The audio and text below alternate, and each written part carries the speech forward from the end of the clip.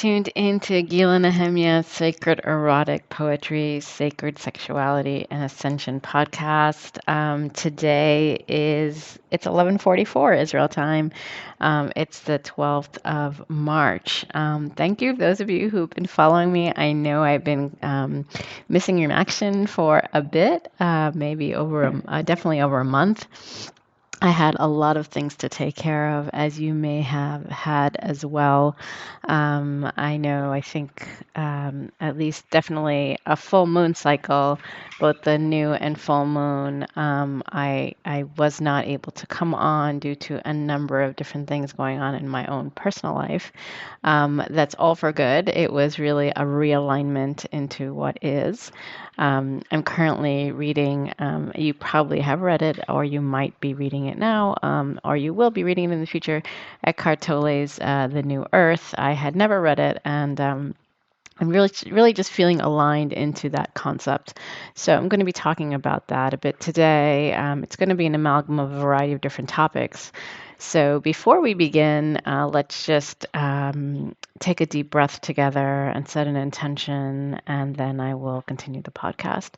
So please close your eyes, and if you're driving, take a moment to pull aside if you'd like to close your eyes as well, and be safe. So if you are at home or in a sacred space, I definitely recommend that you light a candle, create that sacred space. You can pause this and be ready whenever you want. And so whenever you're ready, close your eyes. Let's take 3 deep breaths from our diaphragm up to our highest chakras. Let's do that now.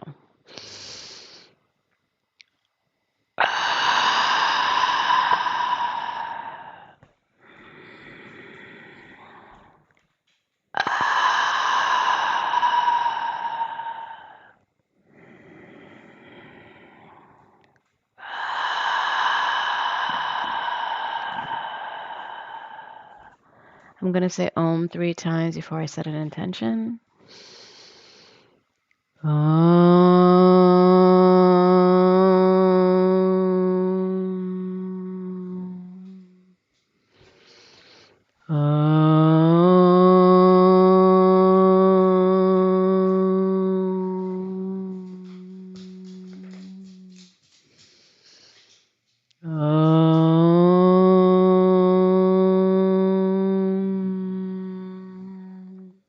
Shanti, Shanti, Shanti,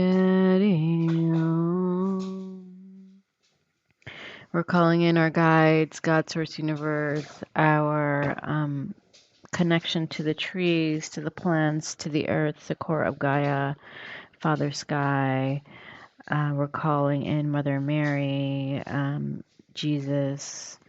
We're calling in our ancestors, our spirit guides, our celestial partners in this life and beyond, our connections to our starseed origins in the galaxy beyond, the Palladians, the Andromedans, the connection to any past life forms that need to guide us at this time, the connection to our consciousness and our deepest emotions to guide us into a new conscious way of thinking and into the deeper awareness of our being. Thank you, thank you, thank you, Aho, and so it is. So, today I'm going to be sharing a variety of different thought forms that have bubbled up into my consciousness, and thoughts as not to hold on to them as attachments, but thoughts that have been swirling around, and I just felt compelled to share. As I was saying in the beginning, I'm reading The New Earth by Eckhart Tolle, and though I followed him and I've taken of his course, I've been meaning to read his book for quite some time, and I had the opportunity and the quiet time, so I'm definitely taking advantage of that right now. And many of the things that he's saying, I have already encountered in my life, though I feel that it's always nice to hear from him. I really do admire him as a mentor and a teacher and a guide. So I definitely recommend reading that if you'd like. I've also been connecting to Lao Tzu of The Way. a Chinese philosopher of the Tao, Tao, and I'm going to be sharing a poem soon of something that I wrote to kind of connect me into those kind of thought forms. Or I wrote actually maybe before that, but it just connects into that. And just really just opening up into who we really are. I feel like all of this time, definitely coming into March as part of the divine feminine way is like, okay, now we're ready to really focus on our purpose, our mission, our being here on this planet, our awakening, our consciousness, our transformation. You may or may not, like I have been challenged these last few years, a lot of challenges because systems were breaking down. So, in essence, anything related, any ideology, any egoic ideas related to systems had to break down in our lives as well, which was happening to me. And the last month or so, everything it was like erased, like issues just were erased that I had been grappling with, and it was just like a miracle, But in many cases, what we realize is a miracle is really just opening up our consciousness to receive all that we truly desire and that we truly are. So I think that I needed to take that time to realize that, to set some more order in my life, to really focus on what is necessary for me as a person, as a being, as a mother, as all of those roles that we play, but essentially into my consciousness. And even and I'm going to mention my dog in my poem. I had she had a health issue and just really brought me into how much I love her, how much she is such a big part of my life and my children's life, and opened me more into love.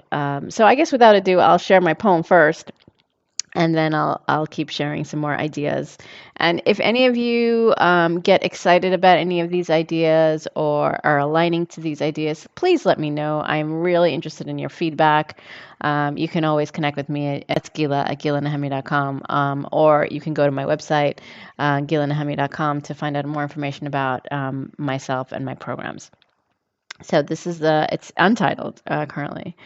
Eyes opened and hair disheveled, the morning air damp and cool, cuddled under the warmth of my blankets. Slowly, my awareness transitioned from sleep to consciousness. Followed the way of my emotions, opened my heart, wrote my inspired words, gazed at the trees, focused on all that I have, grateful for all that is. Felt my dog's wet muzzle on my cheek. Her brown eyes beamed with excitement as our vibrations synergized, awakened fully to love. I'm going to read one more that I had written recently after a rain, and I was sitting in my car. The sun shone after a damp, strong rainfall. The trees' branches glistened, still wet. The clouds moved quickly as glimpses of the turquoise blue sky appeared. A shifting current was present. My boots stepped into the mud. Dirt stuck to my shoes as I glided across the dark green grass. Observed the peaceful moment. Nothing else existed. My mind was empty. A soft rustle gently moved the branches. An inexplicable feeling of protection surrounded me. I acquiesced as the blessings of the drizzling rain poured onto me. I am home now. I am one with all that is. So I feel like actually those two poems have explained how I've been feeling this last week, and really, also kind of ties in with some of the people I mentioned, Eckhart Tolle's work and Lao Tzu, and also Thich Nhat Hanh. I'm sure you know that he passed away recently, and he was actually I read his mindfulness book when I was, I think, around 20. And it really did, I was with my mom, and my mom actually had cancer at the time, and we were in an ashram in Virginia. and I was dancing and she was spending her time there, just resting and connecting. And we were in the beautiful, if anyone knows the Appalachian Mountains, it's a really long chain that goes through the eastern seaboard. And so we were in Virginia in the Appalachian Mountains, and it was just absolutely beautiful. And we took even a short hike. So I just wanted to share that, like, all of these ideas are coalescing. And I feel that anything that has obstructed our path or has been felt as obstacles have been removed in these past few months of 2022. Even old thought forms, old ideology. We've been moving through this, we've been working through this, we've been developing ourselves for many years, some of us, maybe lifetimes. Yet something has shifted dramatically in many of our lives. And if it hasn't shifted yet, it will, because we believe that it will. Something I shared with my group clients recently was, because I heard it in Thich Nhat Hanh's, I was listening to him on YouTube, and he was saying, someone had mentioned, like, what do we do about pain? It's great to think about wonderful things, and, it's great to be in the moment and feel that moment and, know that there's joy and be present with nature. But how do we feel what do we do with the uncomfortable, with the pain?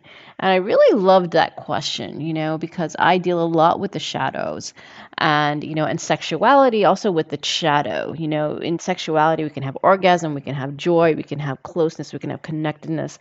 And sometimes there's those feelings of anxiety, there's those feelings of tenseness, there's those feelings like, oh, does this person really love me? Or, even am I worthy of having such pleasure? There's all sorts of feelings that come up.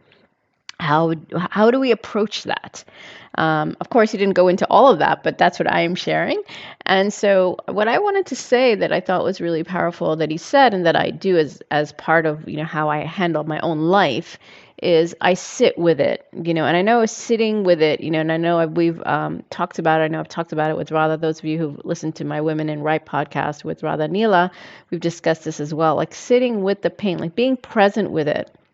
Because as you're present with that pain, and it can be any kind of pain, right? It can be the pain after a breakup. It can be a pain during a difficult moment. It can be a pain, as I said, seeing my dog on the operating table and her being unconscious. It's just like this awareness of like, okay, this is life, This is a moment of understanding of how important a being is in my life. And that being doesn't necessarily have to be a person. It can be a plant. It can be a tree. It can be my dog. It can be anything, It can be another living being in a moment of time.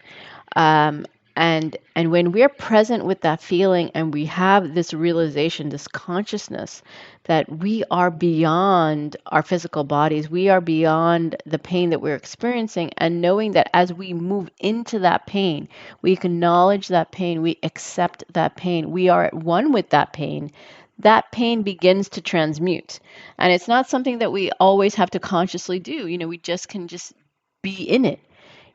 Scream, feel it, get into the anger, and then, and if you ask yourself, or if you even say to your guides, like, I want to move through this, I want to learn this lesson, when you realize that there is a repeated pattern, I say this repeatedly, and I do it repeatedly, but when you realize, there's a repeated pattern of anger, of pain, maybe of feeling, injustice about money, or feeling injustice or heartbreak, whatever that is for you, loss. And you're like, wait, I don't want to feel this way anymore. This doesn't feel good to me anymore. I don't associate myself with this anymore. I'm no longer that identity that identifies with this being me.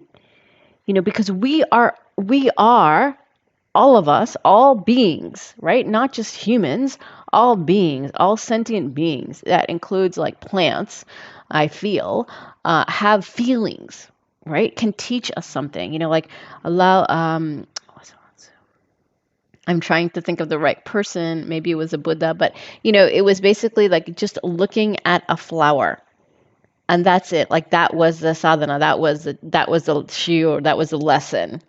that was the teaching of the day, just looking at the flower, and how you can learn so much from the flower by just being present with it. How that we are a million people inside by just being present with ourselves and another. And that consciousness, transforms and transcends usually any kind of pain that we have, unless we are completely connected and attached to that pain. We can transmute any pain, right? We can heal ourselves of disease once we know where to send our love. I was going to the doctor with my daughter because in Israel, at a certain age, many if they choose, people go to the army. And so, because I was at the doctor, I told the doctor some of my pain. I had suddenly been in a place. I was driving one night and I didn't want to put the air conditioner on because I don't think it's, aerodynamic and it's good for the car and, for heat. And so, but I was a little chill, but it seemed okay. But the next morning, I felt the sharp pain on the side of my like middle of my back, and I was just like, wait, how come I have this sharp pain? I was kind of sitting with the sharp pain. I was giving love to my back, and I knew that if I did some yoga, give some warmth, it's going to feel better. And it did, but I wanted her medical opinion. So I was at the doctor with my daughter and I asked her, what is the best thing to do? Should I make an appointment with you? And then I told her the whole story. And she was like, trust your intuition. It's right. Whenever our bodies have been exposed to cold, it's going to have a reaction. And that reaction usually is pain. And as you give it warmth, it's going to feel better. And as you do yoga, it's going to feel better. And I did all those things, and my body and my back feels a lot better. I hardly feel it anymore. If not, it's very, very faint. And I was really kind of both surprised and happy that she gave me that answer, because I do feel that we can use all things, like all medicine, as long as we feel aligned to it. And I know that this podcast is sharing a lot of different ideas, but I feel like when we can understand the place that things have in our life and utilize them to our best ability to both grow in our consciousness, in our bodies, together with them, then it feels like wholeness. Because when we categorize and, put things and people and ourselves in boxes, then it's all separated. So if we're talking about oneness and moving away from duality, and duality isn't just two things, even though that's what dual is, but keeping things in categories in our mind, rather than looking at its wholeness, like everything has a place, everything has a reason. We may or may not know what it is, but open up our consciousness, open up our minds to look and see that everything is love when we approach it that way.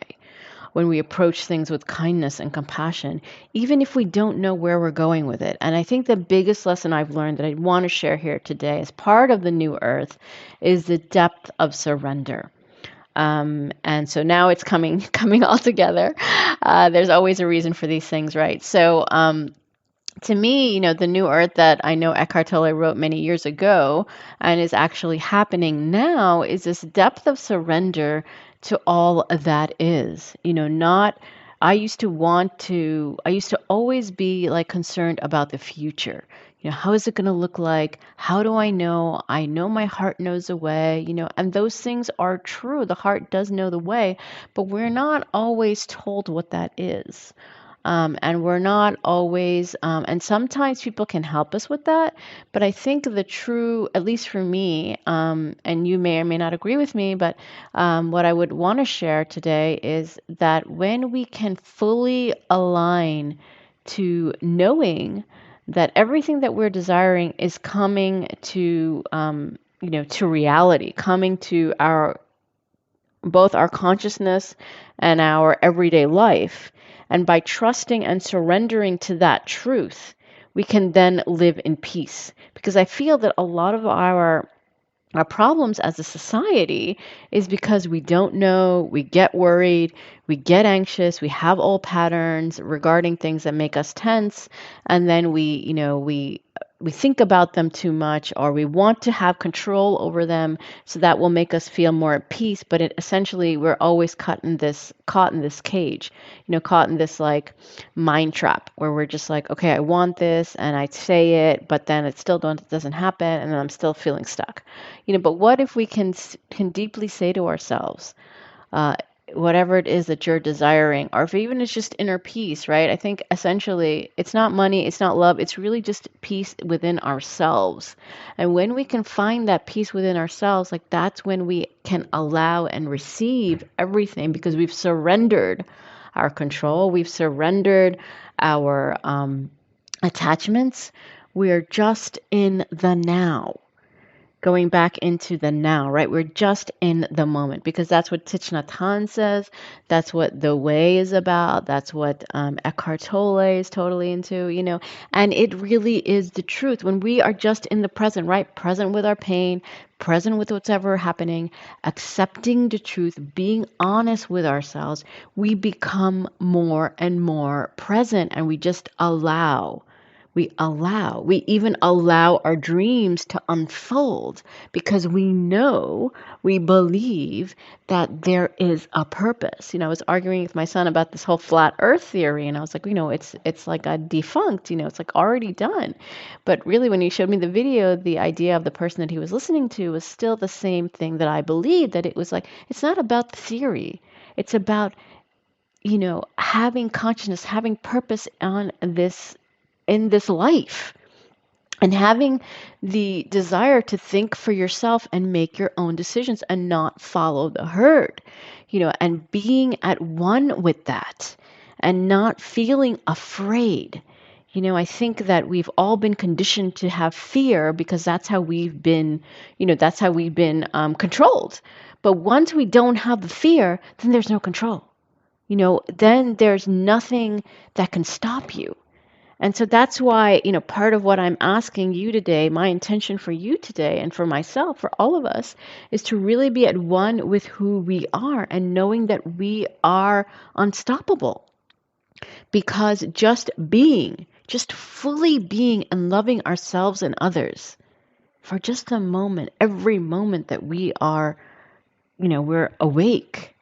And I don't mean just awake from sleep, but awake, like knowing this consciousness of that we are at one with the universe, we are at one with the infinite oneness, and that there are infinite possibilities of anything that we desire. And our desires, coming back to my own tenet, or my own beliefs, are our desires are actually messages from our soul. And when it goes beyond the immediate, the eating, the whatever it is, the physical desire, it becomes a visionary, it becomes a purpose, because we are being motivated, being ensconced in love, both of ourselves and of the energy of the planet and of each other. And that kindness, that compassion, that we elicit just by being, that moves mountains. Just think of it, that presence. I'm looking out at the trees right now from my window, and just the presence of being, of listening, of talking right now, of being at one with the trees. It's just like, it just is. And there are going to be moments of stress, there are going to be moments of frustrations, there are going to be moments of all of those emotions.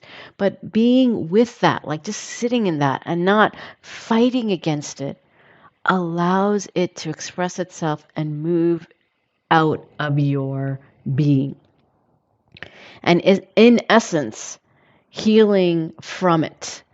I used to think that the reason of being is to be healed, but now I'm feeling like the reason of being is just to experience each and every moment for what it is, and continuing to allow our lives, our consciousness to unfold, because as a spiritual being living an earthly existence, we are not fully aware. We're not meant to be fully aware of all of our power, but we are meant to accept that we are powerful, and we are co-creating our lives with the divine. And I think the more that we accept and we are at one with each and every moment of our lives and our existence and our consciousness, it just begins to open up further and further and further into infinity. That everything is just another transition. Death is just another transition. It's just like there is, it is what it is. We are what we are. And when we feel resistant, I'm not saying don't have boundaries, definitely have boundaries, do the things that make you feel good and know that you are loved, you are safe, you are held, and to live each moment to its fullest. And I know that some of these things are like trite, you've heard them before, but I really feel deeply in my heart when we let go of pressure, the pressure to have a kid, the pressure to be married, the pressure of filling ourselves into a box, then we not only experience the fullness of our lives, we experience the fullness of each moment with another or others or just with ourselves or with nature, because essentially we're never alone. You might feel alone in your room. You might feel alone in your house. You might feel alone walking on the street. But really, the energy is always with you of the divine, of nature, of existence, of Mother Mary, Father Jesus, you know, of God, of the angels, of everything. It's all around us. And until we begin to realize that we are a fabric of this existence, and we are so important to moving through this new earth, really bringing it into the consciousness not only of ourselves but of others by embodying it, then I feel like we have a reason to wake up in the morning. And it's not a reason that we made up. It's a reason that is. So many others have already known this, but now we're doing it en masse. We're doing it as a collective. And for those of you that are feeling like things are just not working out, or things are just, you're still struggling to understand this or embody this, I get it. I totally get it. I've been in that place too. And that's why we're here to share. We're here to share our ideas. We're here to share. We're here to be seen. We're here to be loved. We're here to be heard. And we're here to open up into all that can be. And there's so many routes to whatever it is that you're desiring. There are infinite possibilities. And I think the moment that we say that to ourselves and are grateful for every single moment of our existence. I have been practicing morning and night. Even if I don't write it, I say it out loud. Gratitude. And everything, gratitude for paying the bills for my dog's, surgery, paying, or accepting payment for my services, anything that is happening, not just in money, accepting love, receiving the warmth of the sun on my skin, receiving the beautiful blessings of the water and, by rain coming down on me, on the planet, receiving the blessings of the new moon and the full moon. It's just this openness to receive, to give, to be whole, to exist, to live, to be grounded, and to be open to opening up my spiritual consciousness, to be in divine balance with myself, with another, with the divine. I feel like this is a meaning of 2022 for many of us. For me especially, I've been working on balance, and now it's truly embodying that and knowing that each moment that I have resistance is just another way for me to step more into the present moment, into all that is, because that is all that is there, right? It's just love. It's just love. And the more that I can feel that love, express that love, see the love in another, even if we don't agree, because that's where the wisdom is. That's where we can access the universal wisdom that lives within us. So I hope you found this helpful. I know it was kind of an amalgam of different ideas. Though I feel like we're stepping into a new paradigm, we're definitely embodying the new earth, and I'm going to continue to share various ideas, and I will be a little more consistent. I'm not sure if it's going to be biweekly or weekly, but I will be more consistent in the coming weeks and months. So those of you that are following me, thank you first for hanging on, and those of you who are new to me, thank you for being here. And I just am wishing each and every one of you so much love and joy. And the full moon is coming up on the 18th in Virgo. More about that either before the full moon or after next week. And so stay tuned to my next podcast. And I do have a number of programs. If any of you are interested, I have my group program, my personal mentoring, I have quantum healing, all on my website. So please take a look at gilanahemya.com for more information. If you'd like to schedule a 15-minute chat with me, a free chat, please do so. It's on my website. And if you'd like to schedule a 30-minute chat, there's a strategy call that's also on my website that is paid. So thank you so much for being you. So excited to be back and to fully really speak our truth. You know, each and every one of us, as we speak our individual truth, we are combining to our truth. So, and I really do believe in interdependence and helping each other. So I look forward to connecting with you individually or continuing to connect with you through this podcast. Thank you so much for listening. Namaste, Shanti, Shalom. Let's take 3 deep breaths to close this sacred transmission.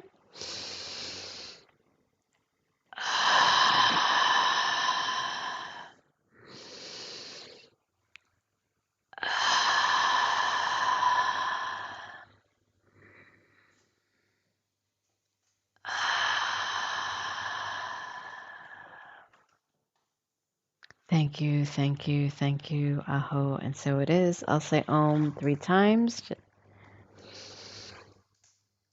Om.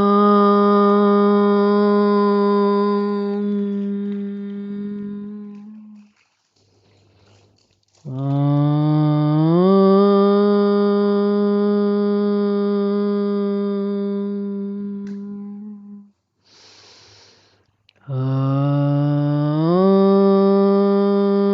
Shanti Shanti Shanti Hari Om.